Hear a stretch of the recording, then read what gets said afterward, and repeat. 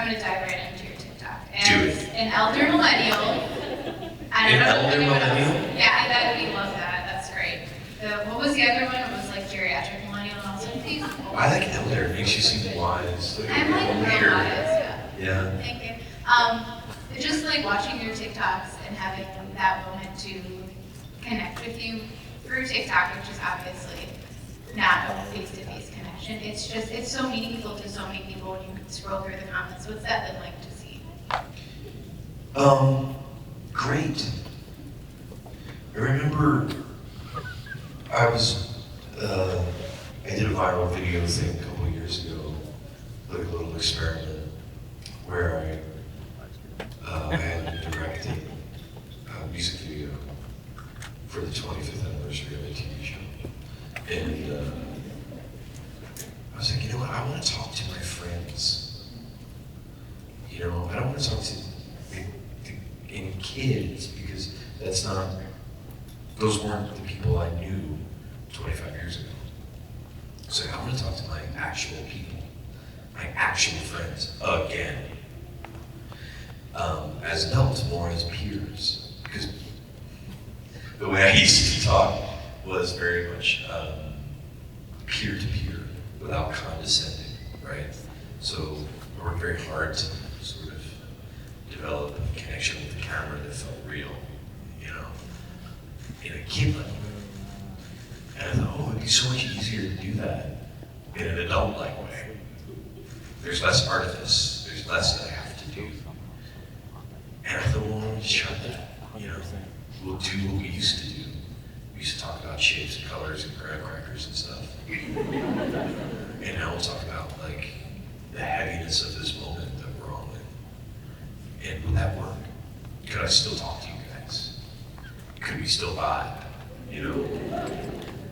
And it was just an experiment. I don't think any of us knew if it would work, and we certainly didn't anticipate the response to it.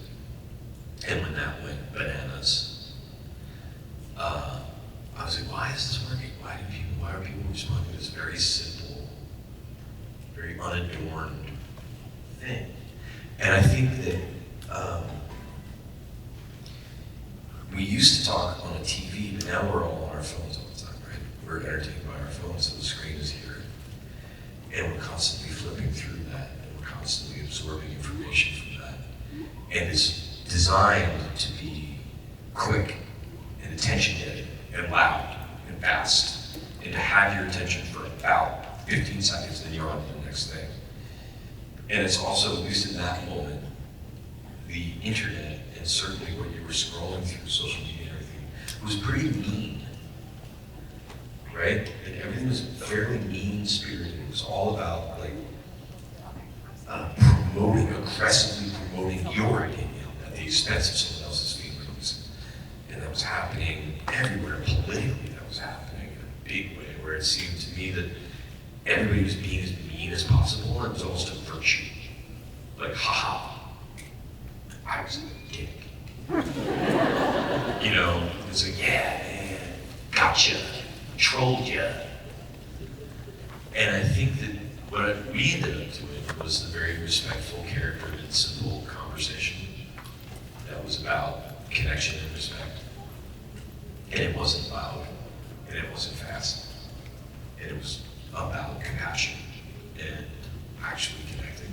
And I think that was a very missing thing. You know, I suspect that cut through the way it did because it was missing, because people weren't doing it. And I was like, well, that's actually awesome. That, of course we can, you know, social media gets a lot of flack for just being kind of superficial and bad for you. And it is, but it is a way where people can connect, and we shouldn't underestimate that. You can connect, you can make a connection. We did it. You know, you can make a connection with social media that is, as you say, meaningful, right? And so that's what I was trying to do with TikTok. It was like a social experiment. I was like, what can I just say, hey, what's up? And just listen. You know, one of my heroes in this world was Fred Rogers. And one thing he said, yeah, you can clap for Fred Rogers. All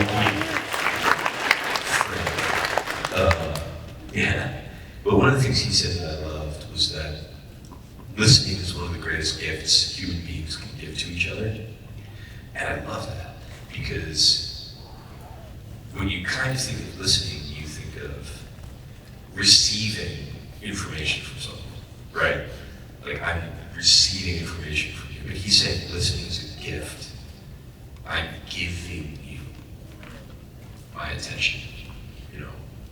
And that was literally what I was trying to do on TikTok. I was like, can I give attention on TikTok in a way that is, I guess, meaningful to someone? Would it be meaningful to be that simple and completely unadorned and like, to do nothing and just create space for people to be respectful on the internet?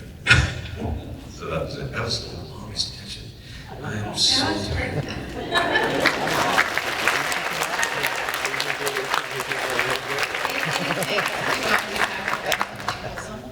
What's that? Finding like a wholesome side of TikTok. What do you mean by wholesome? That it's not aggressively scary and it doesn't make you rethink everything. It just feels comforting. And I think that's what you bring to a lot of people on your TikTok. And it's certainly me in the comments that I've seen. Okay, cool. I get nervous. That word makes me nervous. Don't get nervous. Because I'm not particularly wholesome. What? I'm not. I mean, I'm not particularly the opposite either. You know what I mean? Like, I'm a pretty nice guy, but I'm not Fred Rogers in any way. Like, I'm a normal person with flaws and some wonderful stuff, just like everybody else, you know? And I always get nervous when people are like, you are especially wholesome. I'm like, no, not. I get frustrated, and you know what I mean? Like, so I'm like normal, not especially. Right, and I think the way that you said it on your TikTok specifically, you said, I'm just giving you the attention we both know you deserve. And like, I don't know, during the pandemic, I was like, oh my God, thank you so much. And I feel like that's what for a lot of people. They're not wholesome, they're just awesome. So let's say awesome instead. And you mentioned Fred Rogers as being one of your heroes. Was that like your first childhood hero? Not at all. No? I remember my mom always said that, I don't remember loving Mr. Rogers' Neighborhood as a little kid, but my mom said, dude, you would just sit there and absorb it. I was like, oh yeah, 3-year-old me knew, I'm gonna need this later. But, it's so hard to talk around these things. What I ended up doing in my career was an homage to Mr. Rogers' Neighborhood, right? Mr. Rogers, for example, wore the same outfit every day. And that was on purpose, right? Because preschoolers need that sense of familiarity and continuity, right? Fred Rogers, you probably didn't realize this stuff if you were watching it, but the camera never cut away from Mr. Rogers, ever. Right? Normally in a TV show, if you're like, well, cool, we've been in the living room, let's go to the kitchen. Stand up, then cut, and you'd be in the kitchen. But Fred Rogers, the camera would follow you, right? And you'd cross the little wall, past the fish tank, and then you'd be in the kitchen, right? The camera never left you. And another way to do that would be if you just stood still, and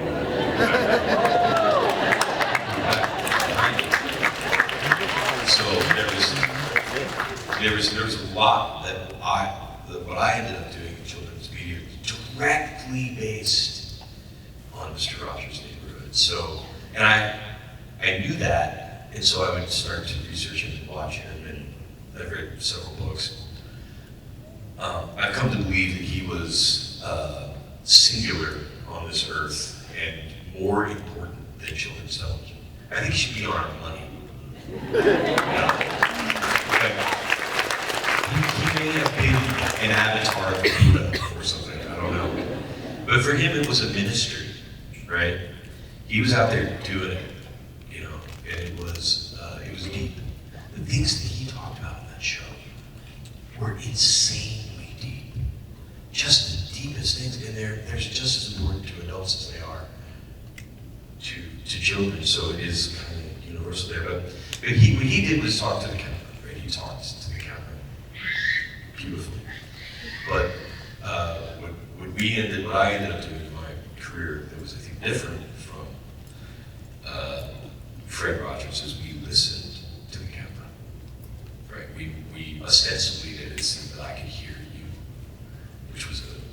addition. Nice. And so if he wasn't your childhood hero, do you have one? Yeah, Rocky Balboa. When I was 5, I used to do push-ups in my room. And and it wasn't even so much the movie, it was the music that I loved. And it wasn't even the it was that, but it was also like that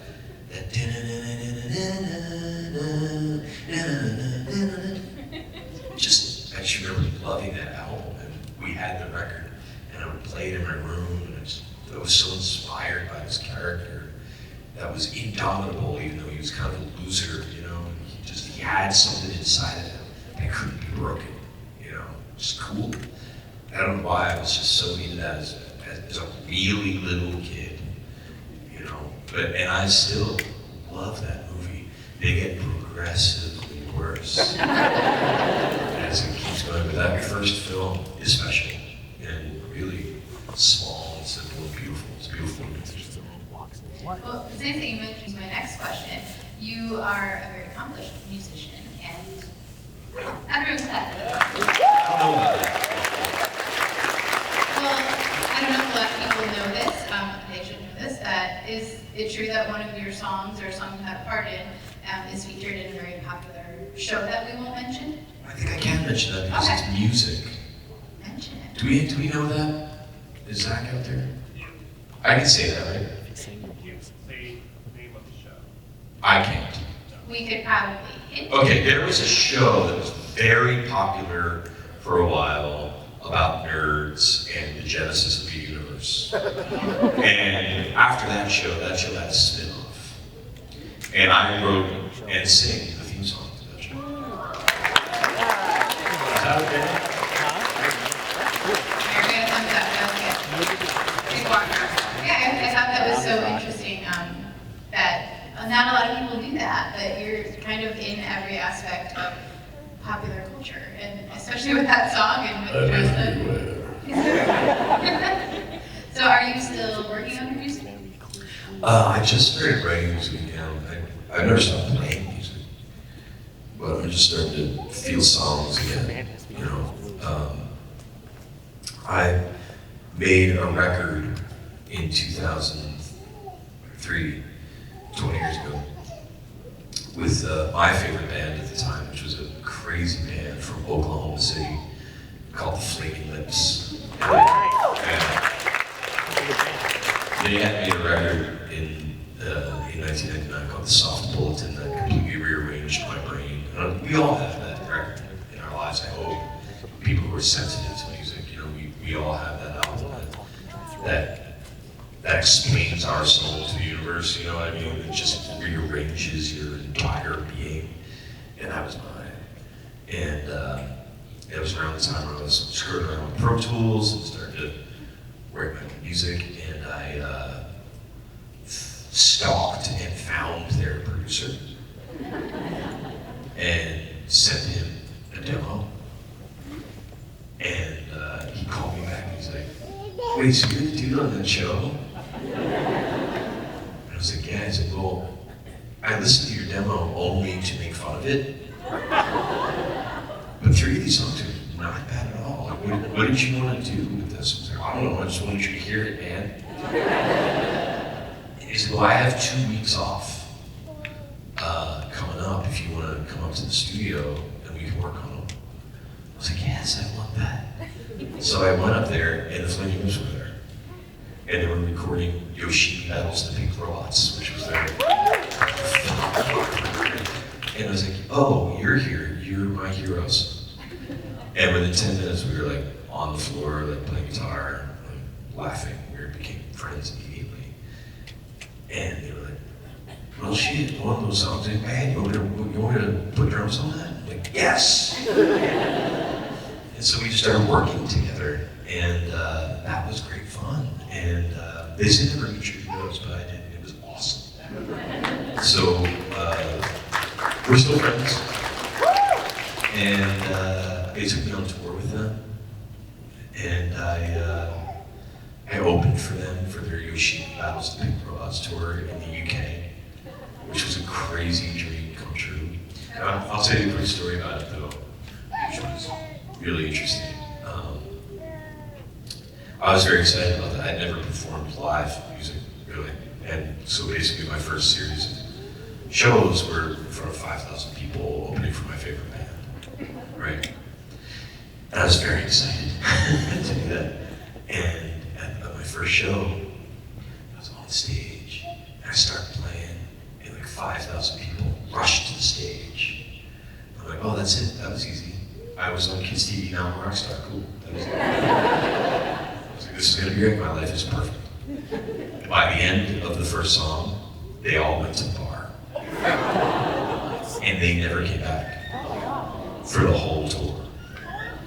And at the end of the tour, the lead singer of that band, a guy named Wayne, really wise person with a really thick accent. He's like, Steve Martin's coming to my house, I want to talk to you about some wine, cup of coffee. So I went to his house, he's like, well, that didn't work at all. I was like, I know. He's like, he was kind of painful to watch. I was like, I know, man, I know. He said, why don't I tell you why? I'll tell you what I think happened. He's like, my experience, people come to rock shows for 3 reasons.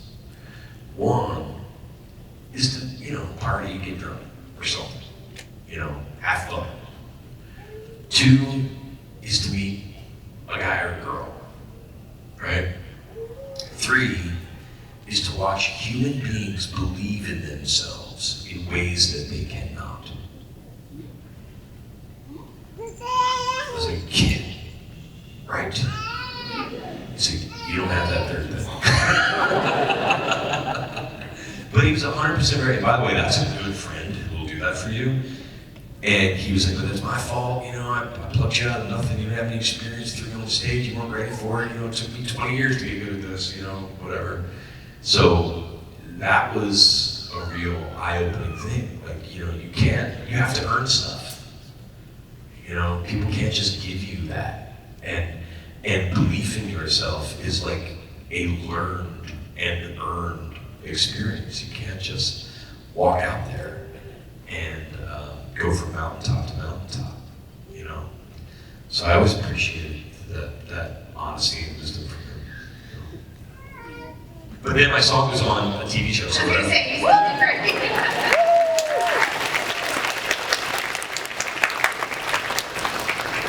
So coming to these conventions, do you have any memorable fan moments? Because Oh my you God. have so many, range of fans here. I'll tell you my favorite one. I'll try to get through it without.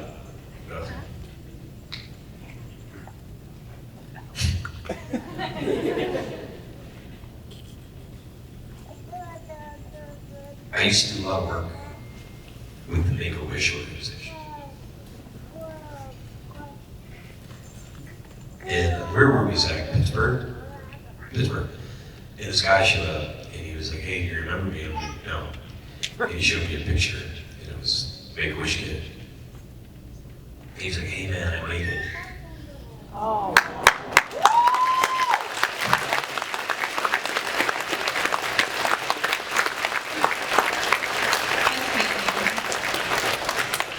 I was like, hey, I'm so glad you're here, I'm so glad you're still here. And we're friends on Instagram. There was actually 2 Wish kids with that. That was, it's hard to describe how special that was. And it's difficult to describe, But that wasn't just one of my favorite convention moments. That was a core memory for sure. Well, that's neat. Thank you for sharing. Thank you all for being here today.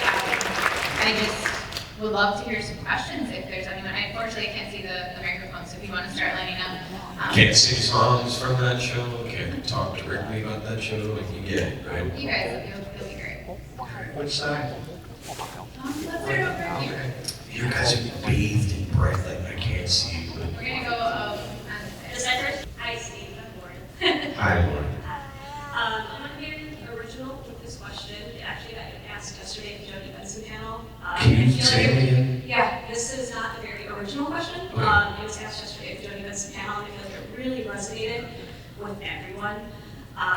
there's obviously a lot of us adults in here. I was 4 when Blue's Clues came out, and our first teacher for most of us in this crowd. So, literally one of our first teachers, and I just want to know, now that you're going through decades later with all of us, what have you learned from us fans that are now, interacting with you at a different age now? What a great question. Told you it wasn't mine though, so sorry if you're in the room and you were going to ask it. Say that part again? It wasn't mine though, so when I asked you yesterday, I thought it was beautiful, so sorry if you're in the room. I can tell you what I learned. I learned a lot from our time together when we were both much younger. The first thing I learned is the importance and the value of approaching adversity with wonder, right? Because that's what I did. I was always like, we're gonna do a bunch of stuff now. I wonder what's going on, and it was always about this joyful discovery, anticipatory excitement with a little flavor of awe. So always like, oh. And that's how I approached the acting work of it. It was always that. So I was constantly in that state all day at work. And that has been valuable in my life. There's all sorts of philosophical and spiritual wisdom about the beginner's mind, the child mind, and approaching life with this sense and the flavor of this. And that's been a really potent lesson for me in life. I'm not great at articulating it, but I often think, wondering makes you wonderful, which is true, semantically. But that's actually true. And when in doubt, I wonder, right? I'm approaching a problem. Which of these snacks is a graham cracker, for example? Approaching a problem with this sense of curiosity and joy is a really good life strategy, right? That is something I learned from our time together when we were younger. The other thing was that it is important to ask for help. That is something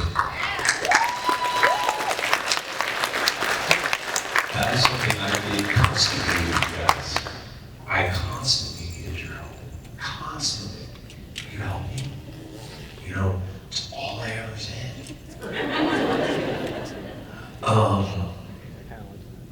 And I think that when I know now, in hindsight, that when I asked you that question all those years ago, it cut through a bit because Steve Burns was a guy who needed some help. A lot of people don't know this, but while I was on children's television, I didn't know this, but I was dealing with severe clinical depression the whole time. And I didn't know that that's what was going on with me. I just knew that I was struggling. And it was hard to do my job, because my job was to be the happiest person in North America. And I didn't often feel that way. So I didn't ask for help, because I also knew that I had something really good going. I knew that I had a great thing going on. I should be grateful, I should be thrilled at all times. I was ashamed that I didn't feel awesome all the time. But what I eventually learned is that asking for help is actually like an act of strength. It takes courage and strength to do that.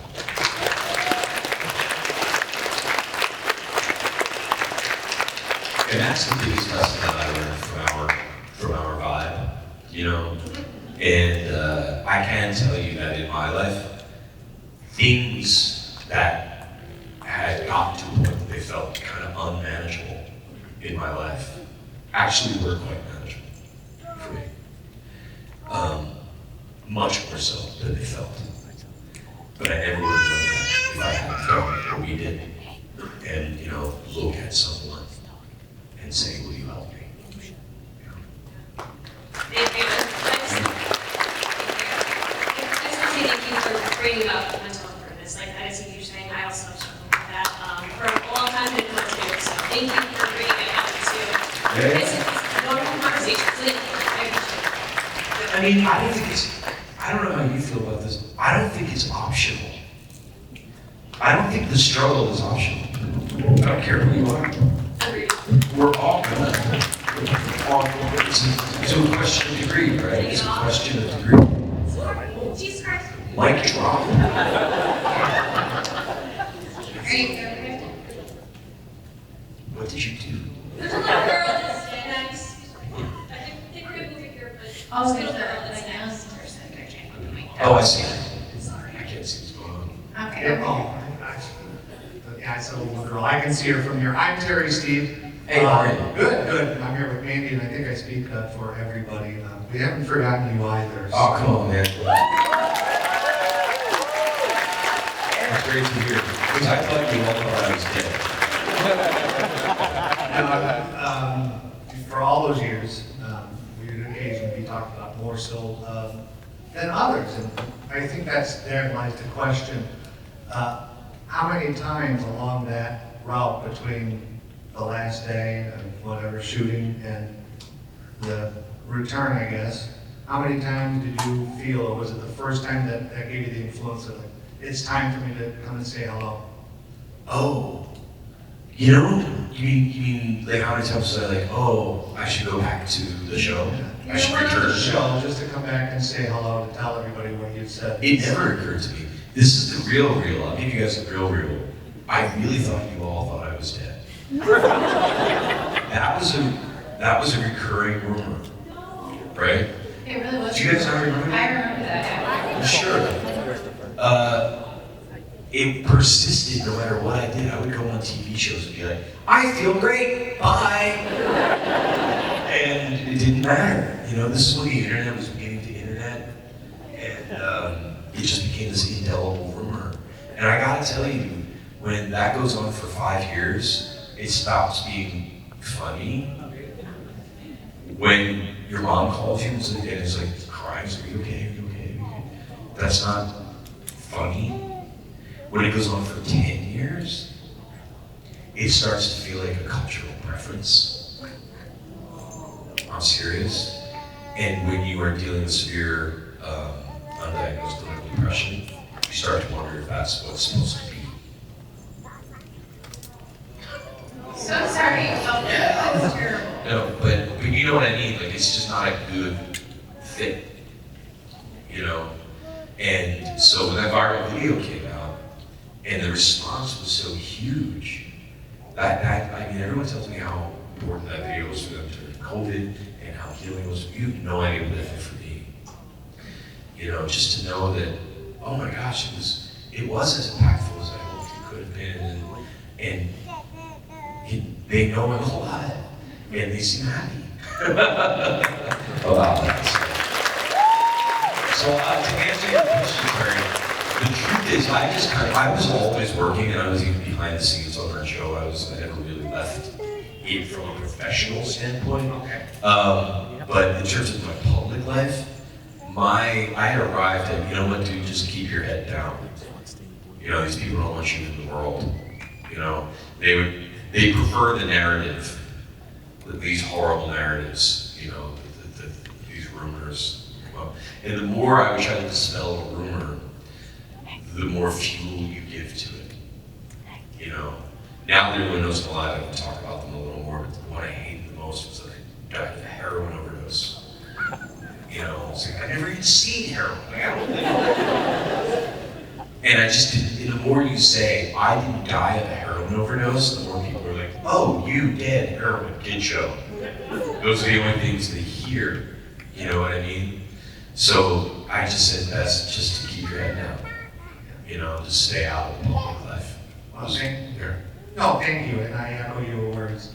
It was worth the wait, and it was at the right time. And thanks for saying hi to us. I appreciate it. Yeah.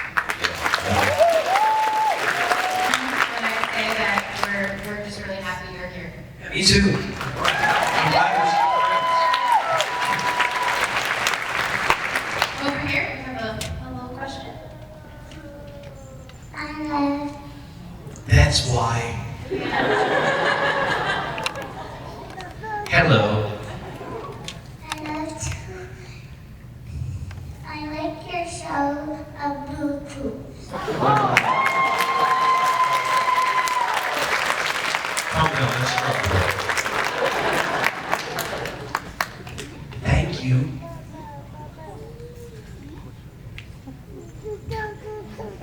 What is your name? Okay, bye. Thank you for your question. You're very good.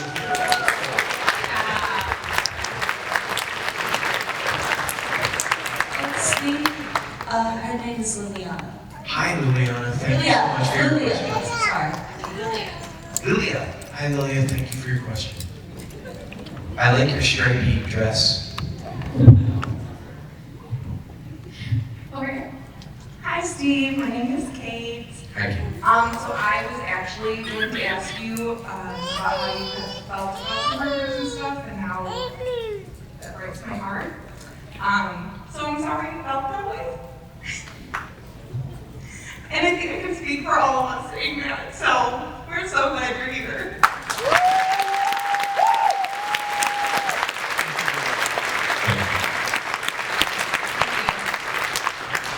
Over here.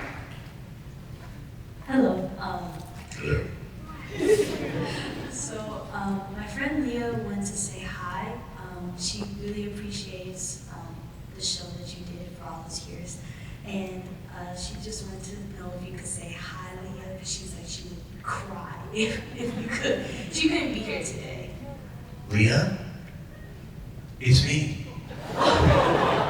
Steve, yeah, from the... I just got old. Yeah. Hi. You look great.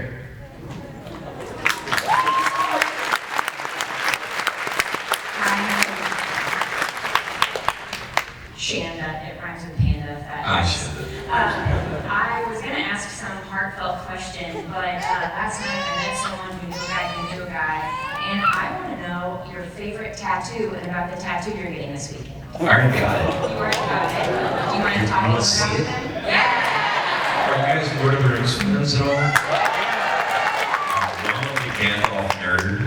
He's like the Rocky of the fantasy world. But I got Fly You Fools.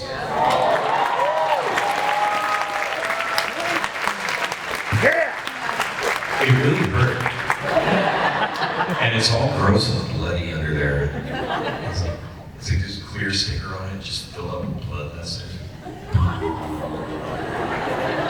love the disgusting. Yes. Perfectly disgusting thing. Yeah. Awesome. Thank you. Over here. Hey Steve, it's me Ian. Hey, Ian, how have you been? I just saw you. Good. I've been to Chicago since I was 2.